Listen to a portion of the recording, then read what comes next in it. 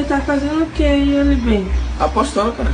E esse jogo dá dinheiro? Lógico que dá, caralho. Entrei com 150. E tá com quanto, cara? Tô com 20, mas tá ligado, né?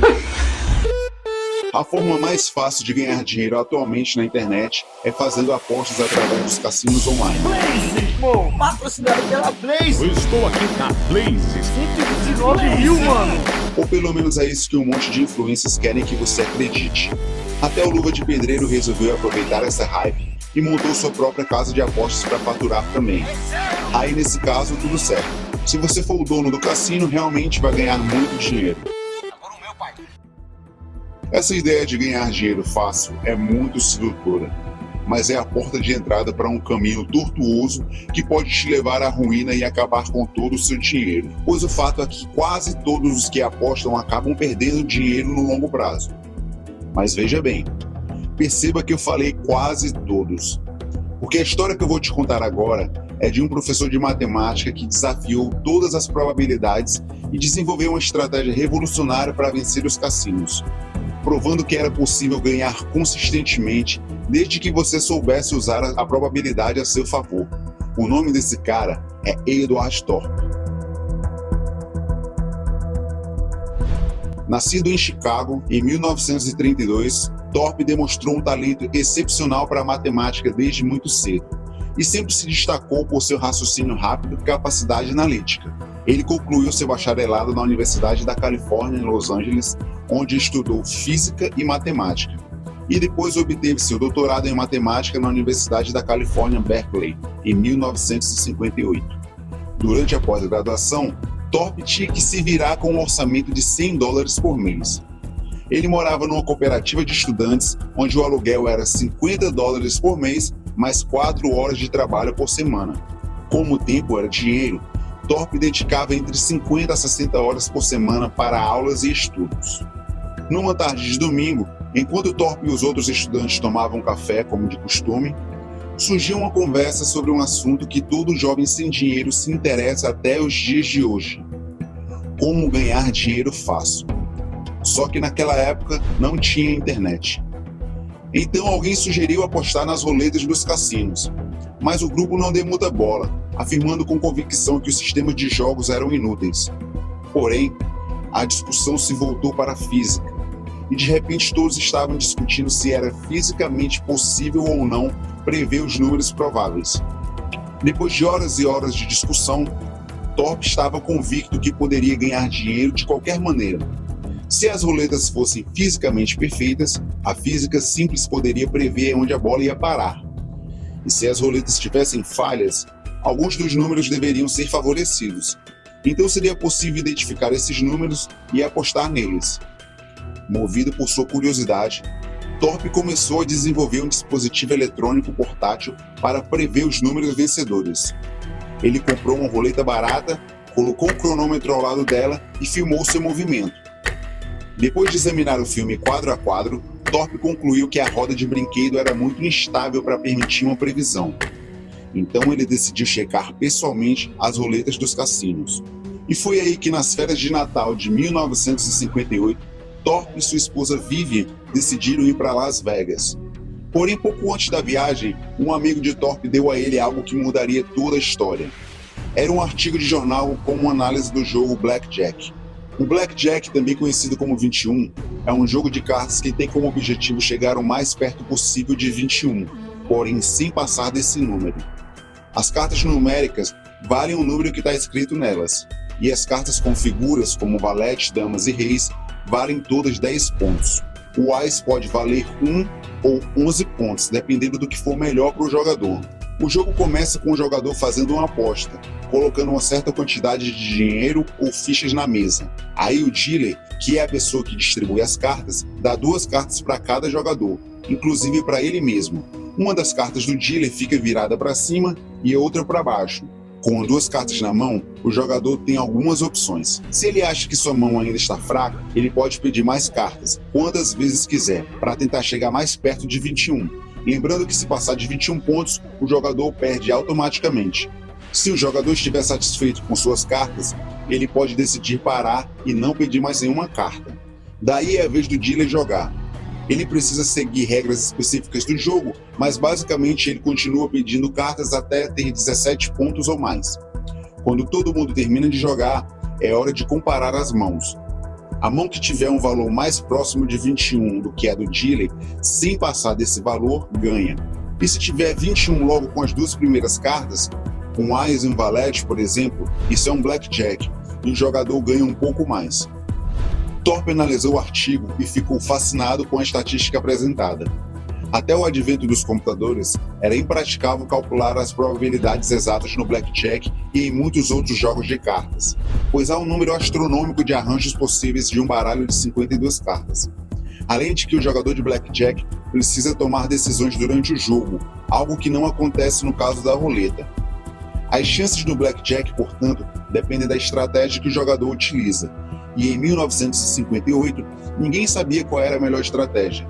Os cassinos simplesmente sabiam que obtinham excelentes lucros com o jogo.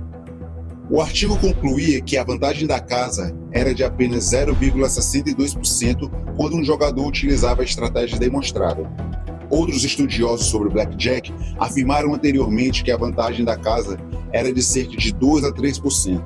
Ou seja, a verdade era que ninguém realmente entendia o jogo e a estratégia apresentada no artigo diferia da intuição de que os, entre aspas, bons jogadores de Blackjack vinham utilizando. Sendo assim, se compararmos a vantagem da casa de 5,26% na roleta e de 10 a 20% nas máquinas caça-níqueis, podemos considerar que uma vantagem de apenas 0,62% para casa é ótima. Thorpe nunca havia jogado Blackjack, mas queria experimentar essa estratégia. Então, copiou a estratégia em um pequeno cartão e assim que chegou em Las Vegas, comprou $10 de ficha e sentou-se em uma mesa de Blackjack. O jogo era rápido e Thorpe precisava consultar seu cartão antes de cada decisão. O dealer e os outros jogadores queriam saber o que ele estava olhando e por que ele demorava tanto para jogar. Quando Thorpe contou o que estava fazendo, eles acharam engraçado. A pilha de fichas de Thorpe estava diminuindo, mas os zombadores estavam perdendo dinheiro mais rápido. E depois de apenas meia hora de jogo, mesmo seguindo a estratégia à risca, Thorpe desistiu, com apenas $1,50 restando em sua banca. Mas a derrota não o desanimou, muito pelo contrário. Essa experiência atormentou sua mente nos meses seguintes. Ele leu novamente o artigo e percebeu que com sua formação em matemática poderia realmente criar um sistema vencedor. E estava tão convicto de que poderia vencer o Blackjack que deixou a roleta em segundo plano e mergulhou de cabeça nos cálculos. Em 1959, Thorpe se mudou da Universidade da Califórnia para o MIT, onde teve acesso a um IBM 704, um computador que era do tamanho de uma geladeira, mas era o que tinha de mais sofisticado até então. Ele aprendeu Fortran, uma linguagem de programação da época, e programou ele mesmo à medida que trabalhava em suas ideias. Depois de muito estudo e dedicação, Thorpe finalmente terminou sua obra de arte e desenvolveu uma metodologia inovadora de contagem de cartas que levava em conta não somente as cartas que estavam sendo distribuídas, mas também suas probabilidades e comportamentos ocultos. Com todos os cálculos em mãos, Thorpe resolveu voltar a Las Vegas. Era hora de ver se sua estratégia era realmente vencedora. E o resultado? Bom, foi exatamente como ele previu. Thorpe mais que dobrou o seu capital num único final de semana, faturando $11 mil, o que seria aproximadamente $110 mil nos dias de hoje, e isso em apenas 3 dias. Thorpe, como um bom acadêmico que era, decidiu publicar um artigo revelando sua estratégia. O artigo fez um enorme sucesso e teve repercussão em todo o país, o que levou Thorpe a escrever seu primeiro livro, Beat the Dealer, que foi um divisor de águas no mundo dos jogos de azar. O livro influenciou não apenas jogadores ávidos em busca de uma vantagem no Blackjack, mas também investidores e acadêmicos interessados em aplicar métodos matemáticos e estatísticos em outras áreas, como o mercado financeiro, por exemplo. E Thorpe não parou por aí. Lembra do projeto da roleta? Mais uma vez, Thorpe mergulhou em sua mente brilhante para tentar desenvolver um método que prevesse os resultados da roleta. Dessa vez ele contou com a ajuda do professor Claude Shannon, outro gênio da matemática que o ajudou a publicar o artigo sobre o Blackjack. Shannon era provavelmente o rei dos inventores. Ele construiu muitas máquinas engenhosas ao longo de sua vida. Construiu robôs que percorriam labirintos, máquinas que jogavam xadrez. Ele simplesmente adorava todas essas coisas e tinha uma casa cheia de equipamentos que valiam centenas de milhares de dólares. Shannon é conhecido como o pai da teoria da informação, que serviu de base para a construção de computadores totalmente eletrônicos como os que temos hoje em dia. Mas voltando à nossa história, Thorpe e Shannon trabalharam por 10 meses na construção de um dispositivo que acabou sendo considerado o primeiro computador vestível de acordo com o Media Lab do MIT. O computador possuía 12 transistores e funcionava da seguinte forma: uma pessoa usava o computador e inseria informações sobre a posição e velocidade da bola e da roleta no centro. Então, o computador instantaneamente diria onde apostar. Uma outra pessoa sentaria à mesa da roleta, aparentemente sem qualquer ligação com o observador, que estaria ocupado inserindo informações sobre a roleta.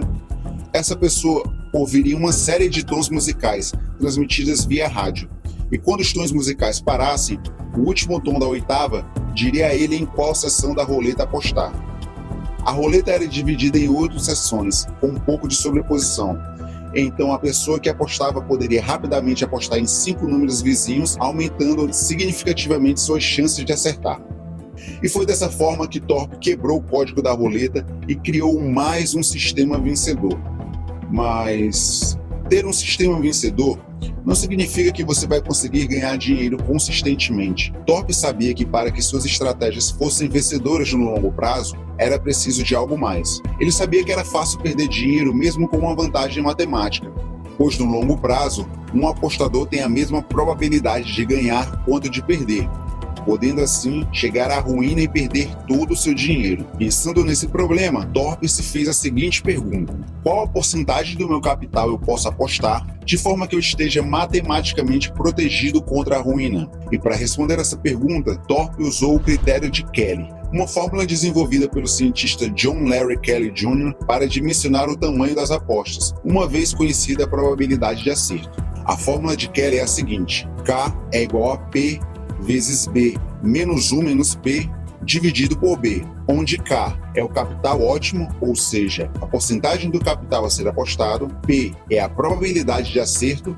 e B é a razão entre quanto você ganha pelo quanto você perde. O critério de Kelly era a cereja do bolo. Era exatamente o que Thorpe precisava para tornar suas estratégias lucrativas ao longo do tempo, já que a fórmula possibilitava obter o máximo de lucro sobre o seu capital, ao mesmo tempo que protegia contra a ruína do jogador. E foi assim, meus caros, que Edward Thorpe, o professor de matemática que contrariou todas as probabilidades, transformou os jogos de azar em investimentos lucrativos e venceu os cassinos de Las Vegas, deixando um grande legado e mostrando ao mundo o poder da matemática e da análise estatística. Ele abriu novos horizontes e inspirou gerações a questionar as convenções e encontrar seu próprio caminho para a vitória. Sua história é um lembrete poderoso de que, com conhecimento e coragem, qualquer desafio pode ser superado, desde que você conheça bem as regras do jogo e sua probabilidade. Hoje em dia, Edward Thorpe é um velhinho de 91 anos e tem sua fortuna avaliada em 800 milhões de dólares. Mas é claro que ele não ganhou esse dinheiro todo contando cartas. Esse foi só o início de sua trajetória.